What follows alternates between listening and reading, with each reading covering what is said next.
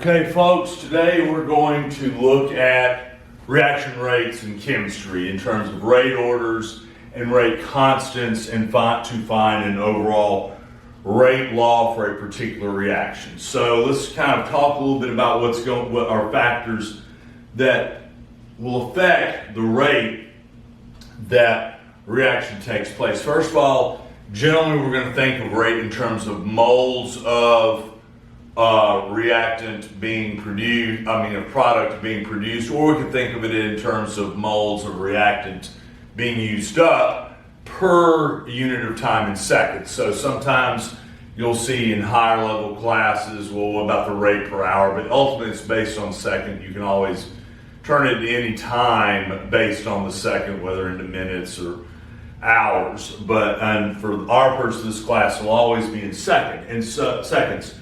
And so what we tend to see when we are doing these types of problems of finding rate laws or rate law constants or rate law orders is you're given some data, typically in a table form. If it's written in Word form, you could easily turn it into a table.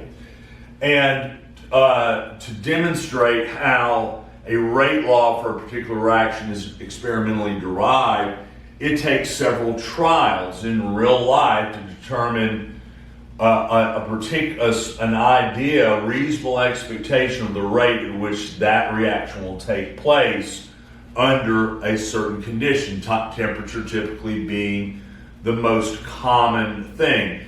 On a high school level, we tend to ignore temperature. We're just sort of assuming lab conditions. We don't make that a factor. But it must be said that rate order would change if we had a significant change in temperature under conditions because of what we've learned about kinetics in chemical reactions and Gibbs energy and things like that.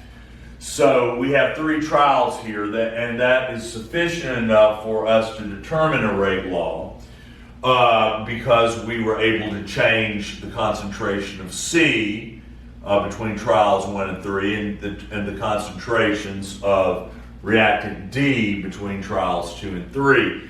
And we have to do this because we need to know how each reactant affects the rate. And we think of that in terms of rate order, which is an exponential value that we work out mathematically.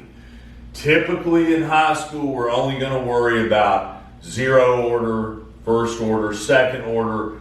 What that means is sort of subject for another video, but we're just going to kind of go with it right now. A rate law, once again, is written in this generalized form in most textbooks. Rate equals a constant times the concentration raised to a certain order exponent of usually 0, 1, or 2, or in the other reactant. There could be a third one, but let's just say we've got 2 right here, and the second one is raised to his exponent. So there's a particular order that we use if all we have is this data. If we don't have the rate orders, we don't have the constants. So if we want to find a rate law, we're going to solve first for the rate orders of each of the 2 reactants, and then we will use that to help us find the constants. So we'll do it in that order. First, we will find the rate order for C. In what way does changing the concentration of this reactant, in other words, the strength, affect the speed of the reaction? Okay, so C, we raised threefold the concentration. Did that cause a change in the rate? No, there was no change whatsoever. So this is 0 order. So what we are saying is that it does not matter to what degree we change this reactant, it will not affect the rate of the overall reaction. Now we move on to reactant D. We change concentration of D between trials and 1, so 2 and 1, so we will analyze that change. We find that when we increased D's concentration by 4-fold, the rate was also 4-fold. So this was to the first power. If I raise 4 to the first power is 4. So we give essentially we assign that a first power. Now, zero power, we can take out of the actual expression because anything to the zero power is 1. Will Mr. Munger count off if you do leave that in there? We'll see. I recommend you go ahead and take it out though. So at this point, we have solved the orders of reaction. So these have gotten filled and we've taken out one of our reactants because its concentration doesn't affect the rate. The last thing we need to do is solve for K. So because constant means what it says, that supposedly the rate reaction is going to have a certain constant value against the rest of the expression, we could plug in either trial 1, trial 2, or trial 3's data to help us find K. I'm just using trial 1. You could do this with either your other trials. If you truly have derived a constant, you should get the same answer for K no matter what trial you use. It should not make a difference because it means what it says. It's a constant value.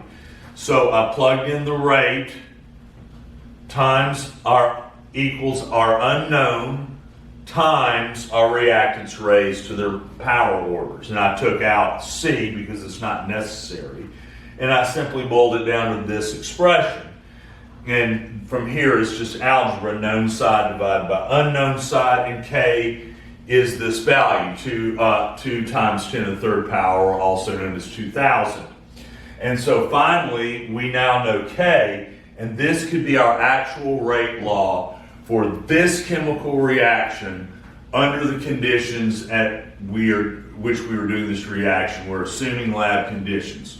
So once again, all chemical reactions can typically, at least under many conditions, can be studied in terms of a series of a bunch of trials to work out a generalized rate law expression that can give us an insight on how fast a reaction takes place, either in terms of the creation of the product or the disappearance of the reactant. We'll get into ways that you can look at from either perspective later, but in general, most of the time, especially for this class, we're tending to look at it from how the reactants affect the rate of the production of the product.